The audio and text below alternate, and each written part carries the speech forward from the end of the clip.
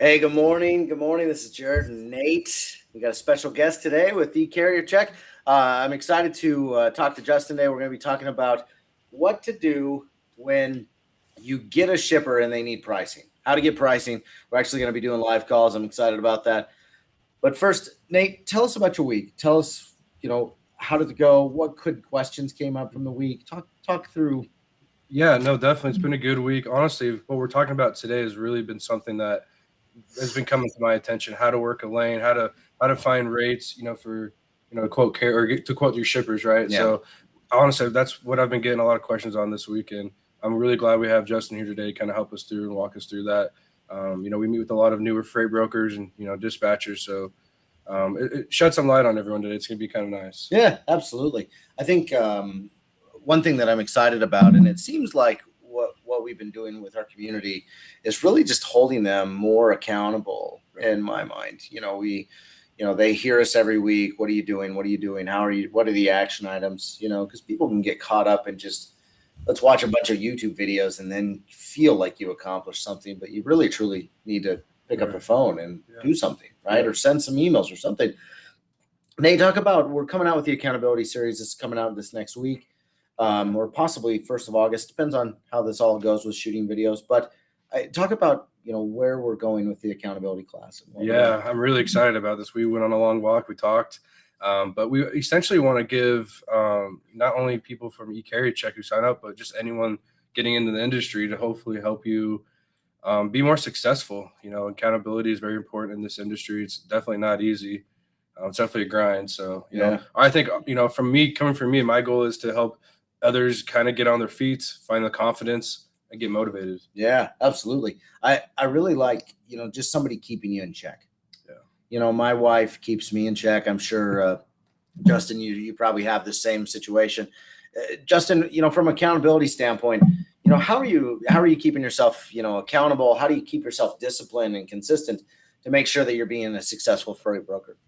Well, that's a good question. I mean, I think the discipline thing,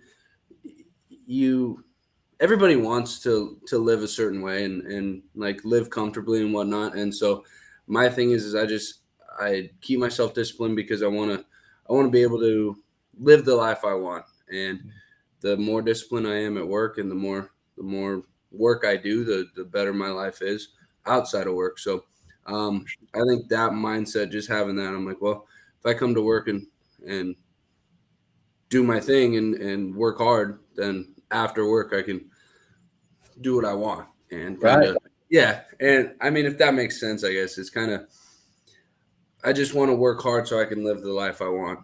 Yeah, absolutely. Yeah. Absolutely. So today we're going to dive into, you know, the scenario was, or the situation was that came up on our Wednesday's Q&A was, hey, I just got a shipper. They sent me over some lanes. Now what? Right? What do we do now? And I really like this, this scenario because, there's a lot of different places you can get carriers, right? A lot. Obviously you can go to the load boards, you can be calling some people. So I want to talk about the strategy of kind of how do you cast your net? Are you using any, DAT shows rates? Are you using that and how trustworthy are those rates? But talk through your net for not only getting a way to get a rate, but like how quickly are you working quotes, things like that. So talk through us strategy wise on where you're at, and then we'll get into the kind of giving some carriers a call. Okay. So I mean, every broker uses load boards. It's inevitable. So I definitely use load boards. Depending on the lane, I have a lot of customers that we run kind of consistent stuff, and I just have guys I just shoot text messages to or make a quick phone call, and they can give me a rate or availability or both type deal. But yeah, there's the load boards, e-carrier check, especially with that specialty stuff, has it's tremendous. It has helped me so much in the last couple of years. Finding, I mean, overweight, overdimensional loads, bulk stuff, drayage, whatever you need, that has helped tremendously. So I think the net with e-carrier check, the net is so much bigger, and you can find whatever you want. So it depends on the lane and the customer and all that, but load boards or just having contacts. All right. So somebody comes to you and says, "Hey, here's a quote. Can you quote me?" You know, I know for me, when I was a freight broker, I really went as fast as possible to get that guy a quote. You know, how important is speed? How, you know, walk us through kind of what is differentiating you from maybe other brokers. Yeah. You said it right. It's all about speed.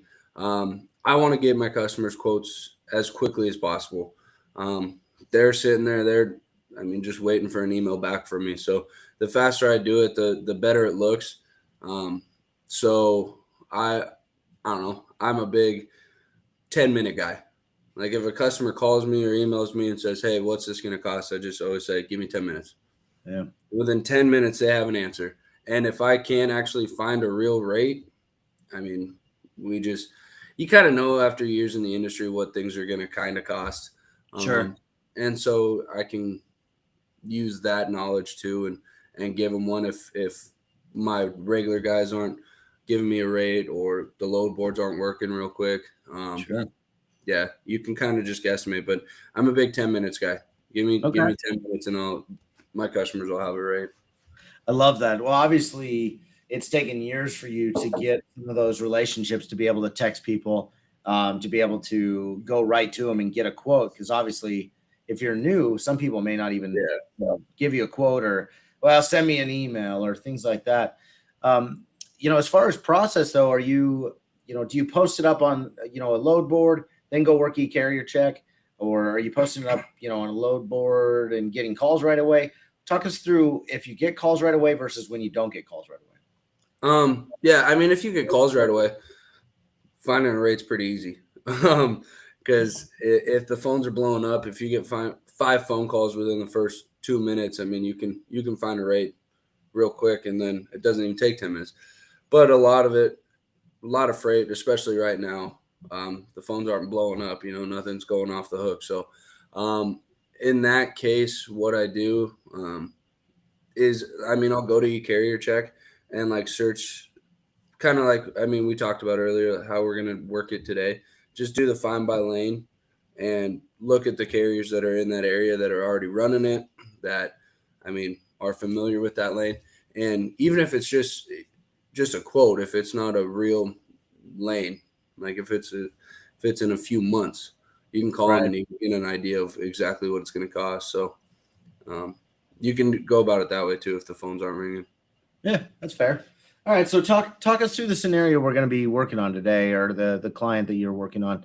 Talk us through, what's the product, equipment, lane. Talk us through, everything that you have on detail here. Yeah. So it's a rebar company out of Oklahoma. And they're working on a pretty big project down in Dallas. Okay. And so they're trying to move. It's like 3 loads a week for the next couple months, nice. Starting next month. So nice. They emailed me yesterday asking for it. And I was like, well, this is a pretty good opportunity to work through it with you guys and kind of show you exactly how it's going to go. It's just normal flatbed stuff, no tarp, just strap and go, no pipe stakes, nothing crazy. So it should go pretty smoothly. Okay, nice. It should go pretty smoothly. That's awesome. So your strategy is you're getting on e-carrier check, you're looking on a lane search, and then from there, you're essentially going to be calling anybody that's, is there a certain size of carrier that you prefer to work with? I like the smaller guys. They tend to get it done. Those big companies, things get lost when there's hundreds of drivers and you have to press an extension to talk to a certain dispatcher and all sorts of that's just not really what I like. I like calling a guy and having his cell phone number, and I can text him on a Saturday. I said, "Hey, did you get loaded?" or "Hey, what's your ETA?" And they can text me back right away. That's what I like. So I like how on e-carrier check it shows the amount of tractors that they have, and you can I go usually 8 or less, and those guys are good. Yeah. There's nothing wrong with the big companies, but Sorry, yes. And for everyone that doesn't know or might be new here, and anyone on TikTok, go to our YouTube channel. You can see Justin here live. And what eCarrier Check does is we help you. We source you leads to carriers, brokers, and shippers. So, for those of you that are newer here, that's what we do. Go to ecarriercheck.com, sign up for a demo, and check us out. Yeah. Back to you, Justin. No, yeah. So let's there's nothing wrong with call. Let's see Mhm. where it goes, man. it. You wanna get after it? Yeah, let's get Yeah. after it. Let's put the All right. bootstraps on and get in the trenches. Okay, I gotta click off this screen. Really like your living room too. Hey, thanks. I'm on the vacation. And some other questions I got this week too. A lot of drayage actually too. Justin mentions drayage, and for those of you that are into that world, we definitely have that here. There's a couple of questions that kind of came through my phone this week too. Yeah, we got drayage questions. I think it's always interesting when we get specialty questions. You can see some of our subscribers, looking for. I had a guy earlier this week that was really obsessed with finding anybody that had like stretch flatbeds. Okay, and with our VIN database and the way it works is we can help people identify those specialty flatbed loads or those specialty flatbed, not only loads, because we show shippers, but also, the actual carriers themselves. So I think that makes it kind of unique when it comes to prospecting or going down that road. Justin, you ready? Yeah. All right, go for it, man. All right. So I found, like I said, it's Oklahoma City to Dallas. I found a guy in Oklahoma. He's got 5 power units on there, and he runs flatbed. So we'll just give him a call. Sounds good. Hey, Khalees Logistics, what's up? Nice to have you on. Are you going to be able to hear it if I put it on speaker? Yeah, I think so. Okay. Well, let's give it a shot.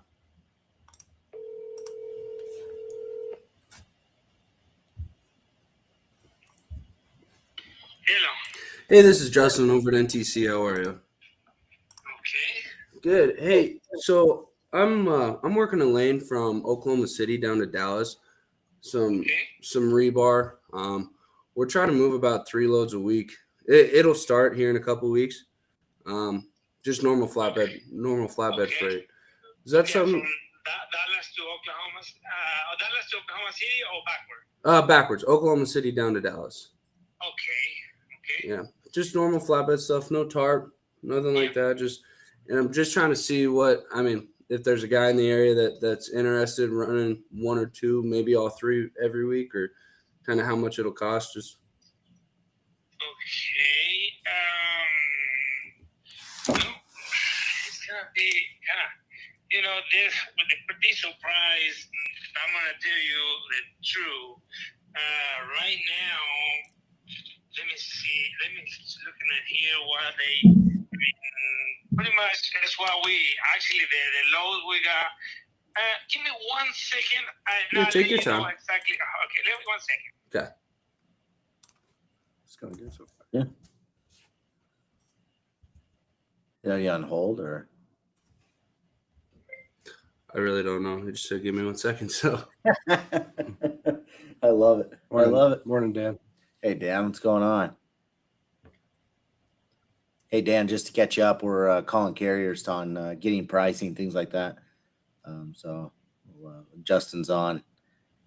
We'll see how he does. He's got a load from Oklahoma City to Dallas.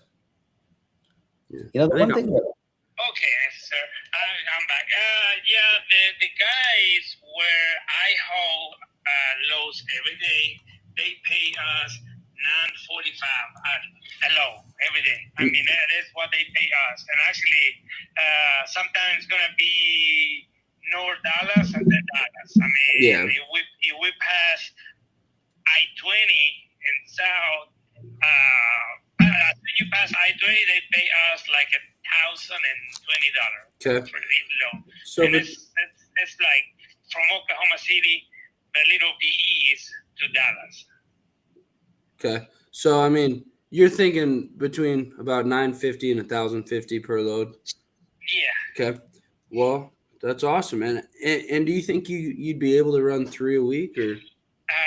If you got something like that, we can. Okay. I mean, if you got those loads in Oklahoma City, but for how long that gonna be? I mean, They told me about a couple months. okay. Yeah, it just kind of depends. I mean, in some weeks, if you can haul more than 3, they can do that too, possibly. Okay. But yeah, man, I really appreciate you getting me the rate. What was your name, sir? Juan. Juan. All right, Juan. Yes. And this is a good phone number for you. Yes, that's my cell phone. Perfect, man. Well, let me run this back to my customer, and I'll give you a call back here once I hear back from them. Okay. All right. Thank you. Thanks, Juan. Uh-huh. Have a good one. Bye. That's great, man. There we go. I mean, literally, this is the magical thing with the carrier check. It took me about 14 seconds to find a guy that can handle all the loads down there. I think this is a great example too, because I get another good question I always get every week. What's God, how do they say it? They always ask me, what are my chances of getting a carrier on my first call? We got lucky today. You got your first call. Some guy Juan he's having a good day today. Yeah, he's having a good first day. call. But realistically, it probably won't go like that every day. So I think this is a good example. You're probably gonna make a bunch of calls. You may make one. Yeah, that is kind of interesting that it worked that way. You know, something that I want to just kind of, and you probably unconsciously do this at this point. You probably don't realize that you're even doing this, but I think taking the pressure off the carrier with committing to capacity is really important. And how you did that in there earlier was you said, well, I've got 3. You don't have to take them all, but this is where I'm at with it. I've got 3 of them. I think asking carriers, hey, you may not be there today, but what's the best case scenario?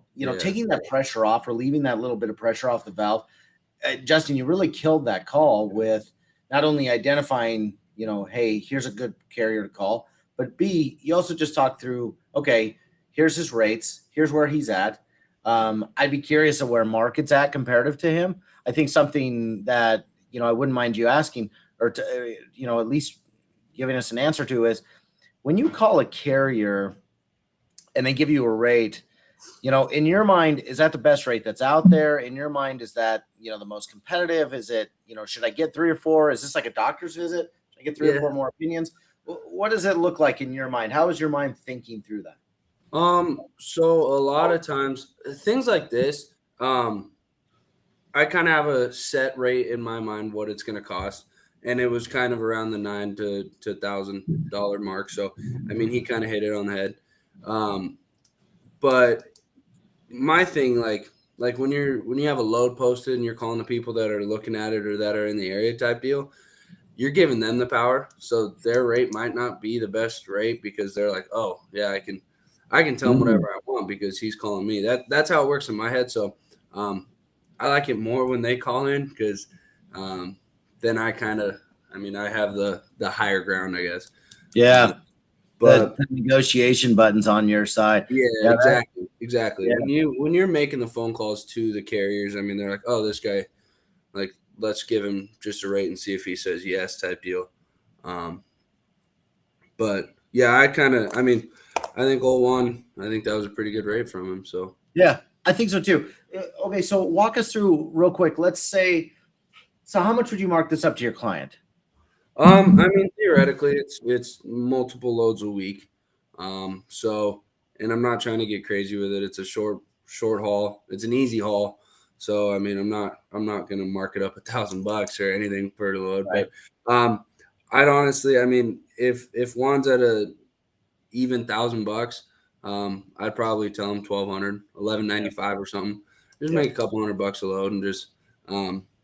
The thing I like about these projects, it's kind of especially when you find a guy like Juan, he seemed like he was pretty confident he could do it. It's almost a sit it and forget it type deal. Like you just every week you send them the load numbers and you don't even have to worry about it. They're going to get it done. So It's to me, that's just easy money. So that's fair. All right. So let me paint a different picture for you real quick. So you go back to the shipper. He tells you $1,200. Shipper comes back to you and says, hey, there's either one or two things that happen with the shipper, right? They either don't give you any feedback and you just don't get the project, or, they come back to you and say, hey, I need to be at $1,000. Then what?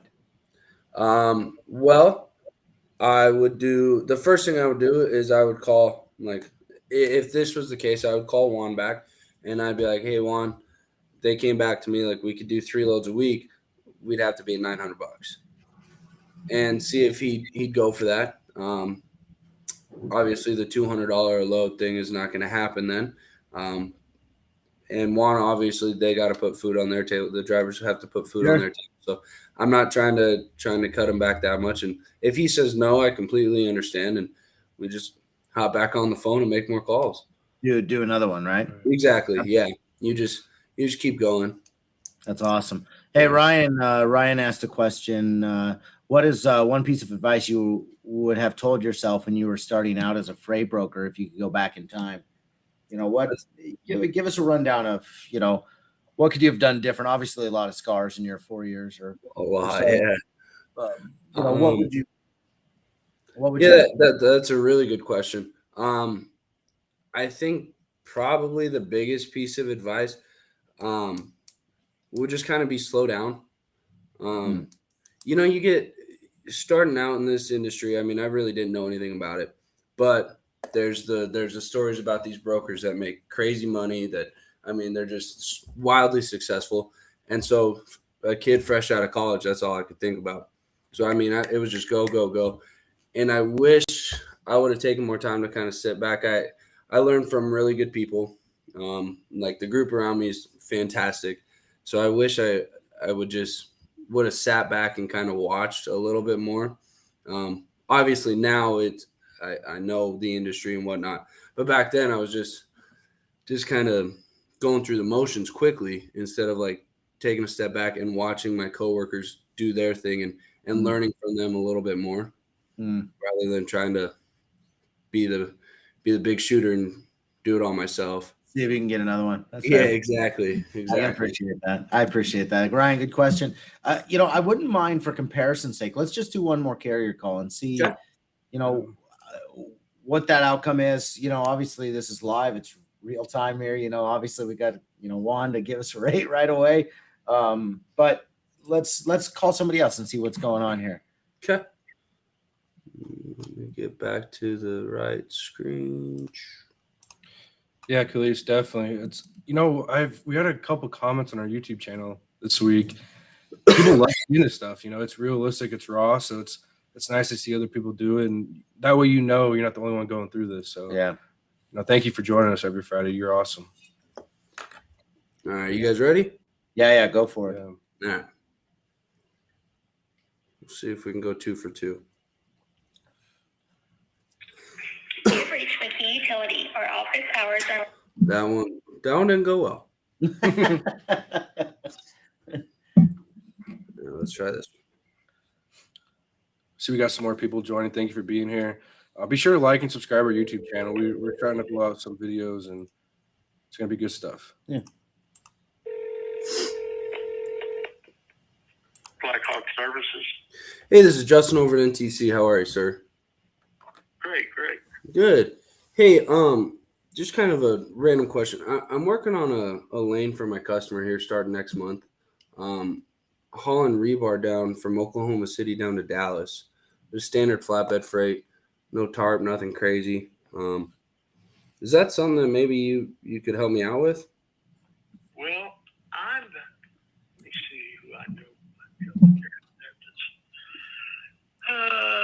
What's the rate on it? Well, that's kind of what. See if this old boy that works with us has got flatbeds. Okay. I know he's got tank truck, belly dumps. So. Okay. Well, that's kind of why I'm calling, just to see, I mean, what the going rate is, and seeing if I can find somebody that could help me. And it wouldn't have to be. I mean, what's that? You should have a rate though, right, brother? I mean, ballpark. What's the mileage? 200? Yeah, 220. It's from address to address. It's 217. 217. Okay. Yes, sir. And then what's the weight? So each load weighs 42,000 pounds, roughly. Okay, and it's strap and go. Yep, strap and go. Shipper's open from 7 to 4, and receiver is 8 to 3. So, I mean, and it's on a Friday each week? No, it's 3 loads a week, and we can kind of split them up however. Now, granted, if you could only do one a week, that's totally fine too. Okay, so you have 3 loads a week? Yep. Is what you're saying? Yep, for about 8 weeks. Is this going to go on a while? Yeah, about 8 weeks long. That's kind of what they're estimating. Yep. Okay, 3 loads a week, flatbed, 42,218, 17 miles. Yes, sir. Hang on. Okay. I like this. He's asking more questions. Yeah. I like how he's like, you should have a rate though. That's deadhead and back, right? Back. Yeah. If you wanna calculate that into, that's totally understandable. I mean, I can ask the owner on this. I may have to, and so you've got single loads 3 times a week. Yes, sir. I'm just trying to make sure. Okay. Let me, if we go, hang on.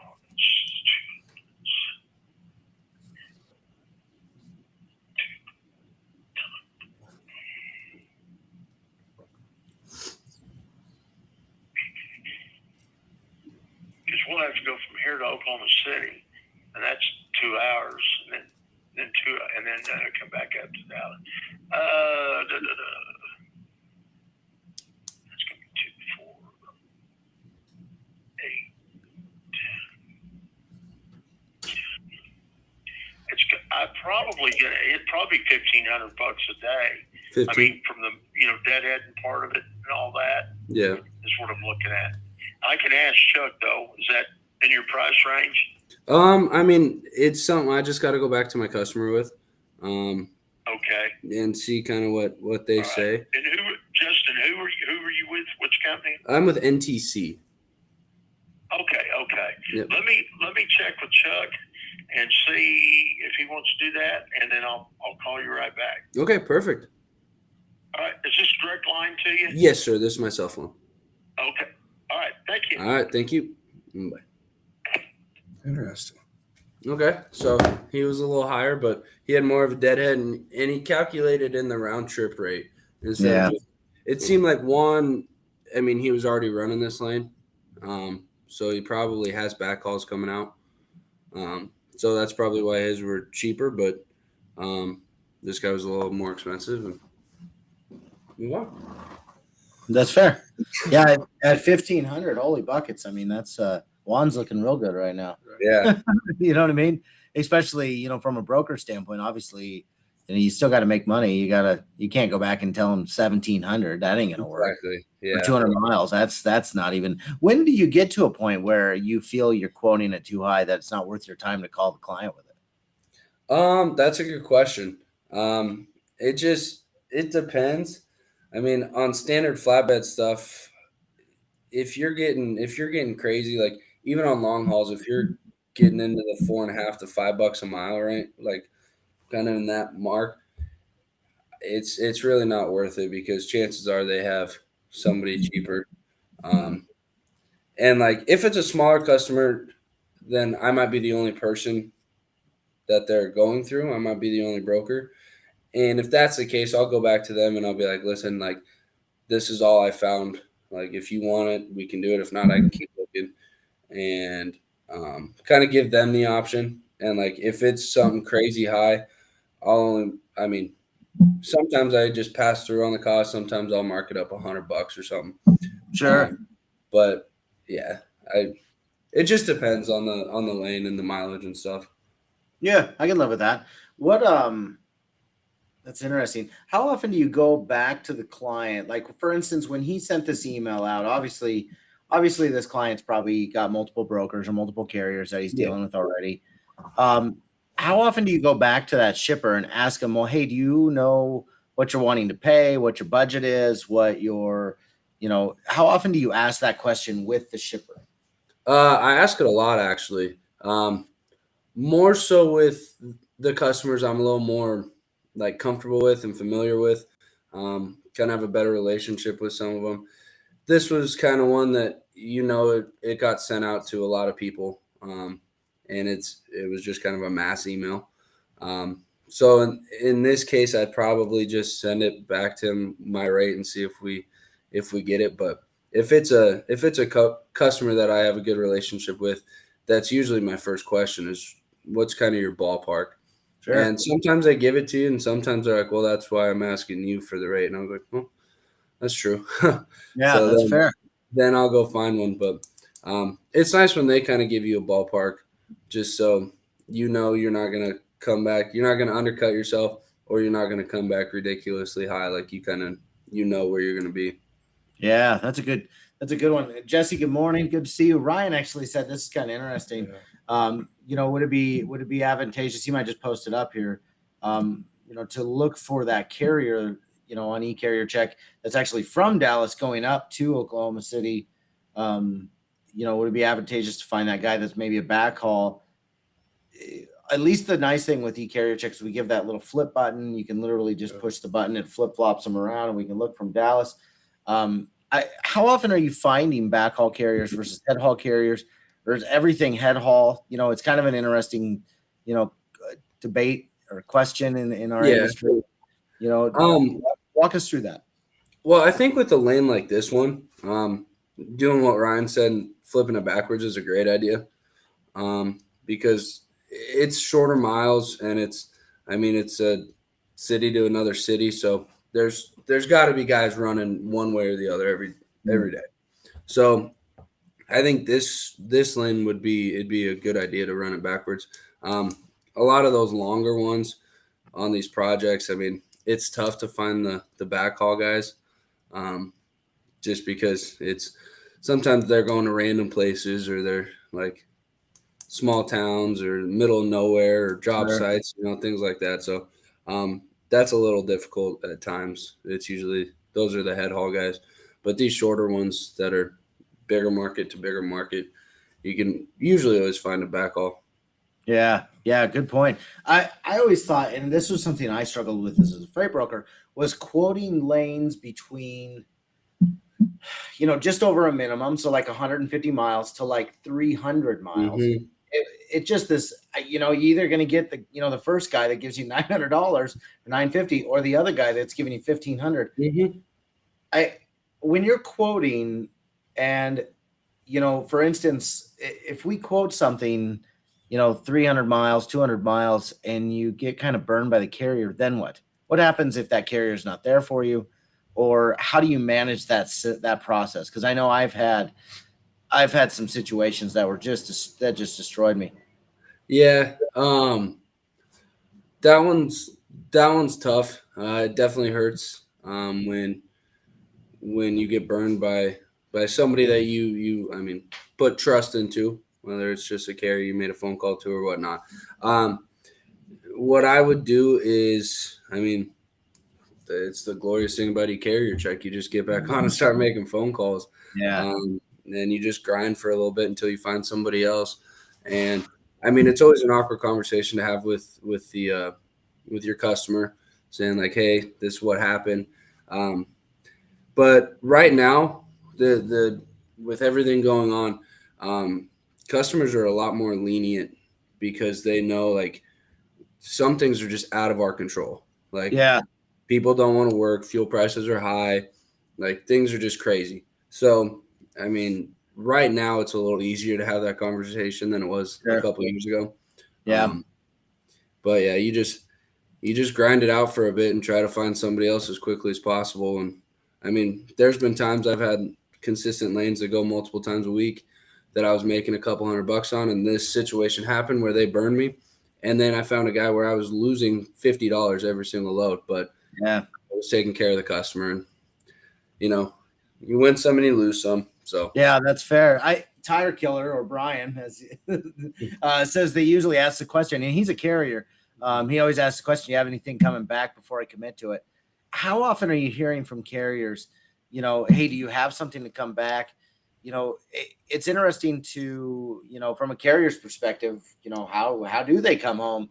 Are you normally trying to find loads coming back? Are you, how far along do you help to try to get, Tire Killer or Brian to come back? You know what I mean? Yeah. Pretty often, actually. Especially if you're sending guys into like random areas. I'll do what I can to try to find some sort of freight for them, whether it's a one-off load or something consistent like this. Just I've dispatched trucks as a broker before. I'm calling other brokers. I'm like, hey, I'm a dispatcher for this trucking company, just trying to help them out more than anything. So yeah, I try to take care of them as much as I can. Yeah, I've always noticed the relationship wise. I think it's always important that if you can get them another load, why not? They're going to that next location. The other thing that's interesting, from a value add standpoint of your relationships with carriers is why wouldn't you try to get them a load? Because, from a broker standpoint, honestly, you usually made just a little more percentage because then they're not looking for loads. They're pretty grateful for that opportunity. And you still get capacity. You get a new client. Usually it's just kind of one of those things that just kind of keeps falling, into your lap or falling forward. So.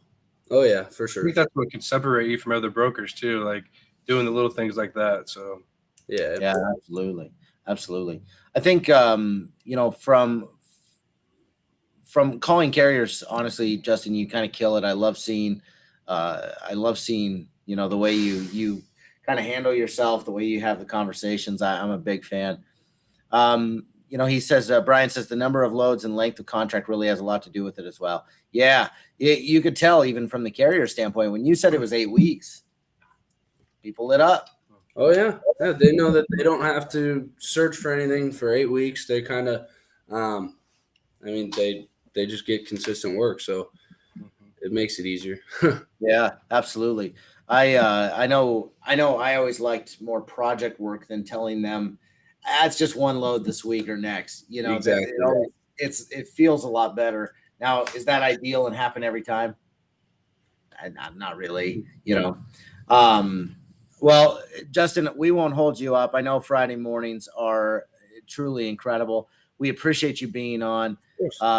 You're a great person to get on and have on because you're willing to do anything and make calls. So nice job. Yeah, appreciate it. Thank you for being on. I hope you have an awesome Friday. Thanks, Justin. Hey, you too, guys. See ya. All right. Take care. You too. From our standpoint, guys, I just want to break this down real quick. Obviously we have this, live freight broker on. He's talking to carriers. I really think, something to kind of continue on with this, and especially as new people are starting, you've got to focus on those relationships.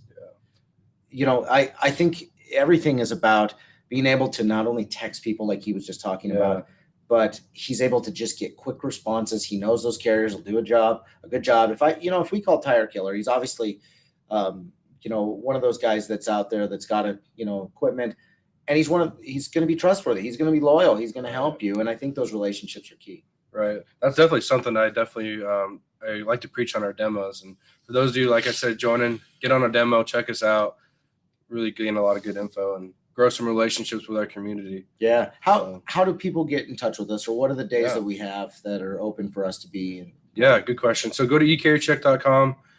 You can see right when you get to our page, you'll see get a free demo. We have demos every Monday nights at 6 p.m. Eastern, Tuesdays and Thursdays at 2 p.m. Eastern. And then we're going to soon open up our Q&As which are on Wednesdays to the public, just so you can kind of get a feel and a taste of our community and what we do on Wednesdays. So check us out for sure. Reach out, give us a call. Yeah, they're always entertaining. We're always making calls of some sort to brokers, to carriers, to even shippers. We did a cold call to a shipper this week. So join us. We love our community. We love how diverse our community is because we're always willing and want to help people grow. That's our number one goal. And be sure to like and subscribe because we're going to start throwing out more videos coming soon. And then obviously you'll get a notification when we go live on Friday. So be sure to do that. Cool. You guys have an awesome day. Keep trucking. We appreciate you guys being on. Have a good day.